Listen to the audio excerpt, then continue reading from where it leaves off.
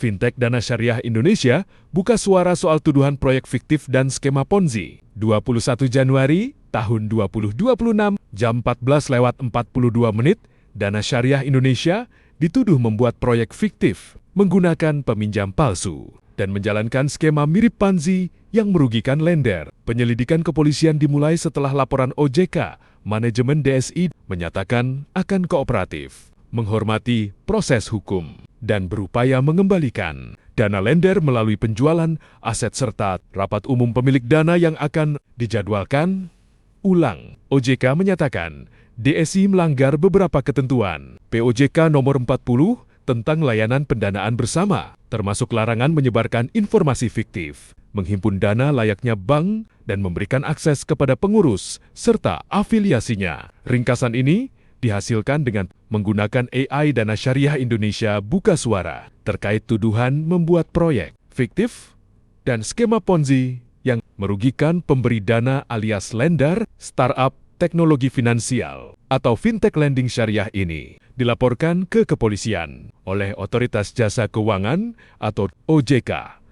Manajemen PT DSI menghormati dan mendukung sepenuhnya seluruh arahan serta langkah-langkah yang disampaikan dalam rapat kerja, rapat dengar pendapat, dan rapat dengar pendapat umum Komisi Ketiga DPR dengan Otoritas Jasa Keuangan OJK, Pusat Pelaporan dan Analisis Transaksi Keuangan PPATK, serta Lembaga Perlindungan Saksi dan Korban LPSK pada Kamis 15/1. Kami menghormati proses penegakan hukum dan pengawasan yang sedang dan akan dilakukan oleh otoritas terkait, kata Manajemen Dana Syariah Indonesia kepada katadata.co.id.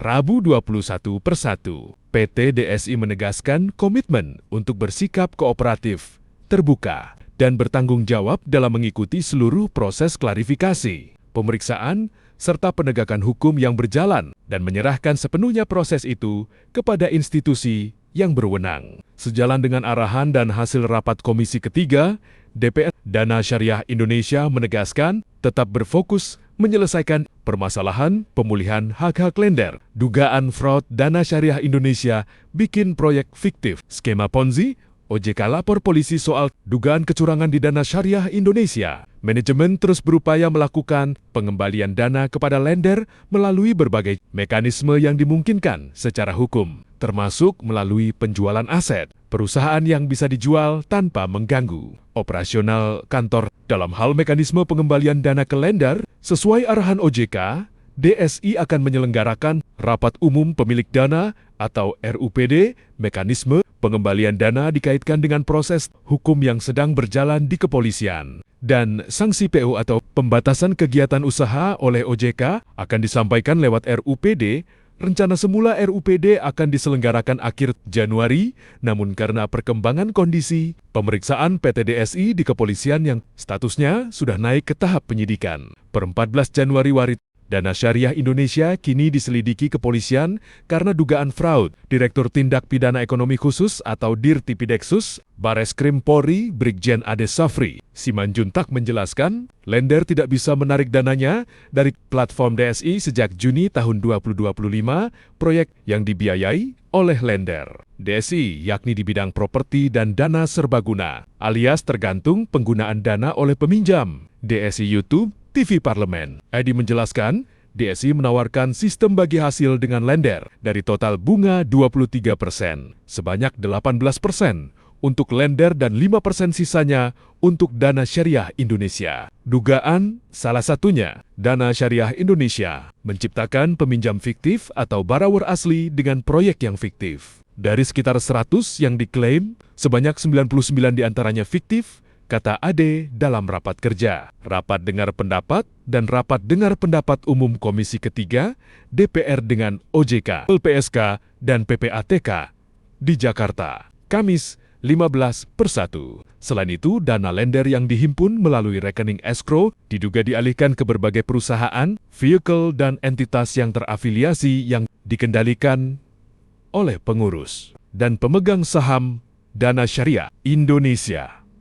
Dengan pola transaksi yang tidak sesuai peruntukan pendanaan, ED menambahkan, berdasarkan hasil pemeriksaan dan temuan indikasi fraud atau kecurangan, Dana Syariah Indonesia diduga melanggar ketentuan pasal 158 Peraturan OJK alias POJK nomor 40 tahun 2024 tentang layanan pendanaan bersama berbasis teknologi informasi alias LPBBTI dengan rincian sebagai berikut. Pasal 158 huruf A, larangan melakukan kegiatan usaha di luar ruang lingkup. LPBBTI pasal 158 huruf D, larangan memberikan akses kepada pengurus dan afiliasinya sebagai lender. Pasal 158 huruf E, larangan memberikan akses kepada pengurus dan afiliasinya sebagai peminjam. Pasal 158 huruf I, larangan mempublikasikan informasi fiktif dan atau menyesatkan. Pasal 158 huruf N, larangan menghimpun dana masyarakat seperti perbankan perkara. Dana Syariah Indonesia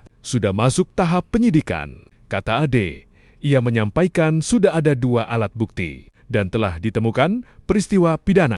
Sementara itu, Kepala Eksekutif Pengawas Lembaga Pembiayaan Perusahaan Modal Ventura, Lembaga Keuangan Mikro dan Lembaga Jasa Keuangan lainnya, PVMLOJK, Agusman mengungkapkan, daftar dugaan fraud Dana Syariah Indonesia diantaranya menggunakan data peminjam real untuk menciptakan proyek fiktif sebagai underlying atau jaminan untuk memperoleh dana baru dari lender, mempublikasikan informasi tidak benar atau menyesatkan. Untuk menggalang dana lender, menggunakan pihak terafiliasi sebagai lender untuk memancing ketertarikan calon lender berikutnya. Menggunakan rekening perusahaan, vehicle yang didirikan oleh Manajemen Dana Syariah Indonesia untuk menerima aliran dana dari rekening escrow. Penampungan dana lender menyalurkan dana lender ke perusahaan terafiliasi menggunakan dana lender yang belum dialokasikan kepada suatu proyek untuk membayar dana dan atau imbal hasil lender lain yang telah jatuh tempo. Skema ini mirip dengan Ponzi, menggunakan dana lender untuk melunasi pendanaan peminjam yang gagal bayar, melakukan pelaporan tidak benar sesuai kondisi perusahaan yang sesungguhnya. Kepada OJK maupun masyarakat, dugaan OJK selaras dengan kekhawatiran lender sejak Oktober tahun 2025. Beberapa lender curiga karena manajemen Dana Syariah Indonesia tidak dapat menunjukkan jaminan atas proyek yang dibiayai saat itu. Dengan alasan dokumen sulit dicari,